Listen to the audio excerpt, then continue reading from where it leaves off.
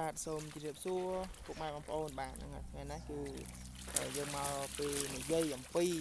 ការចំកែបធ្វើម៉េចធ្វើឲ្យចំកែបហ្នឹងវាបានល្អជាពិសេសបងប្អូនយើងថ្មីក៏តែងតែសួរថា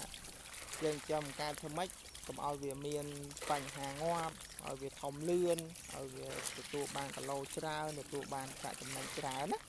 បាទអញ្ចឹងថ្ងៃនេះខ្ញុំមកនិយាយអំពីកិច្ចការទាំងអស់ហ្នឹងបាទអញ្ចឹងកិច្ចការទាំងអស់ហ្នឹងវាមានដើម្បីឲ្យកាយយើងសុខភាពល្អធំធាត់លឿនបានគីឡូច្រើនកាត់បន្ថយការមានការបញ្ហាងាប់អីបាទអញ្ចឹងគឺយើងត្រូវការងារដែលយើងត្រូវធ្វើហ្នឹងគឺយើងត្រូវលាងសម្អាតផ្លាស់ប្ដូរទឹកបាទអញ្ចឹងកិច្ចការហ្នឹងគឺជាកិច្ចការដែលសាមញ្ញទេតែបងប្អូនយើងគាត់ដែលយើងមើលរំលងបាទមើលរំលង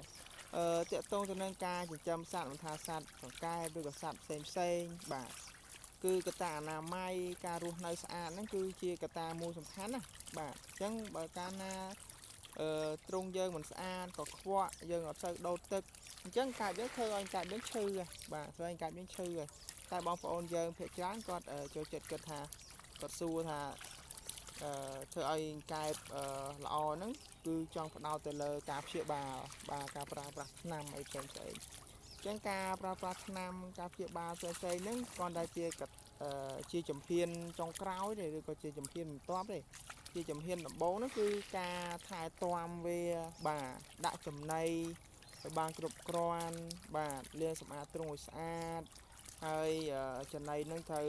ទៅតាមទំហំដូចកែបធំទេវាស៊ី8លី10លីបាទហើយបើសិនជាក្របទូចវាអត់ស៊ីទេតែក្របទូចវាអត់ស៊ីធ្វើឲ្យគីឡូវាធ្លាក់បាទវាអត់សូវស៊ីទេកែបនេះតែក្របតូចប៉ុណ្ណេះតែយើងដាក់4លី6លីស៊ីវាអត់ស៊ីទេអញ្ចឹងកែបនោះវាចំណុចសំខាន់កន្លែងហ្នឹងបាទគឺចំណីតក្របធំក្របតូចអត់សមទំហំខ្លួនវាអត់ស៊ីទេណាបាទហ្នឹងមួយហើយមួយទៀតគឺតកតងទៅនឹងការដែលចំណីទៅប្រូតេអ៊ីនឲ្យគ្រប់ណាបាទប្រូតេអ៊ីនឲ្យគ្រប់ហ្នឹងគឺប្រូតេអ៊ីន 30% ឡើងជាទូទៅបើ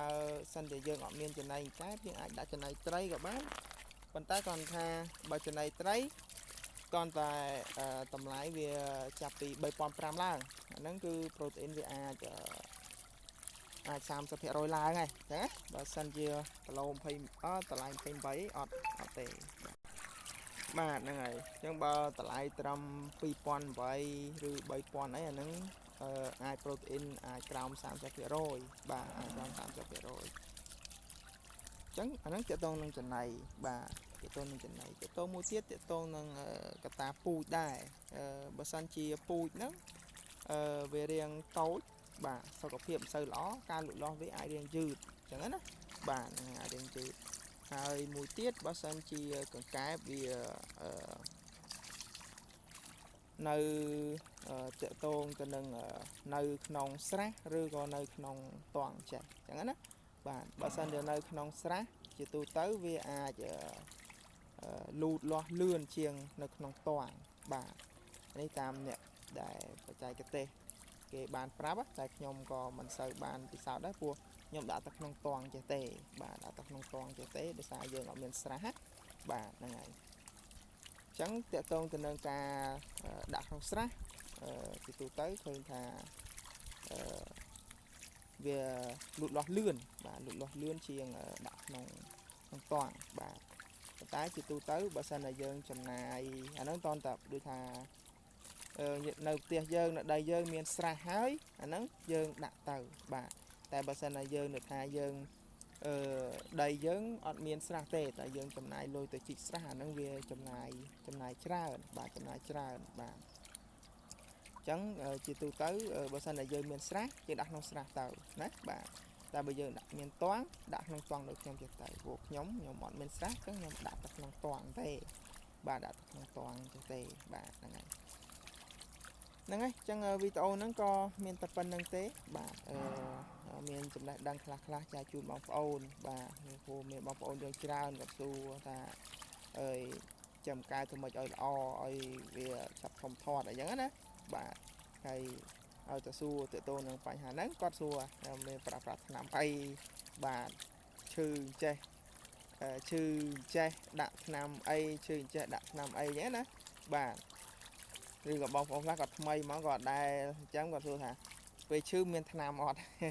បាទពេលឈឺមានថ្នាំអត់ពេលឈឺថ្នាំមានបាទប៉ុន្តែជាការល្អបំផុតគឺយើងត្រូវតែមើលថែវាឬក៏សម្អាតសំខាន់គឺកត្តាសម្អាតណាបងប្អូនបាទកត្តាសម្អាតតែរស់នៅស្អាតគឺមិនងាយឈឺទេបាទហើយបើសិនតែយើងទុកឲ្យកើតឈឺហើយយើងប្រើថ្នាំយើងចំណាយលុយទៀតហើយបាទហ្នឹងហើយចំណាយលុយទៀតហើយអញ្ចឹងគឺកត្តាដែលល្អបំផុតគឺធ្វើឲ្យកើតធំធាត់លឿនគឺ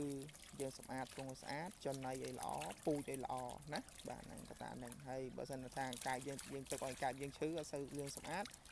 ហើយវាឈឺការលូតលាស់វាក៏មិនលឿនដែរបងប្អូនយើងព្យាបាលវាបានប៉ុន្តែដូចជាថាមនុស្សយើងឈឺអញ្ចឹងតែឈឺយើងអាចស្រកគីឡូស្រកអីហើយត្រឹមតែយើងបំពន់សុខភាពឲ្យបានឡើងគីឡូវិញយើងត្រូវការចំណាយពេលហ្នឹងវាអញ្ចឹងណាបាទហ្នឹងហើយហ្នឹងហើយអញ្ចឹងបងប្អូនយើងមានបញ្ហាអីមានចង្វល់បាទអាចតាក់ទងសាកសួរបានណាបាទហ្នឹងហើយអញ្ចឹងអរគុណច្រើនបងប្អូនណា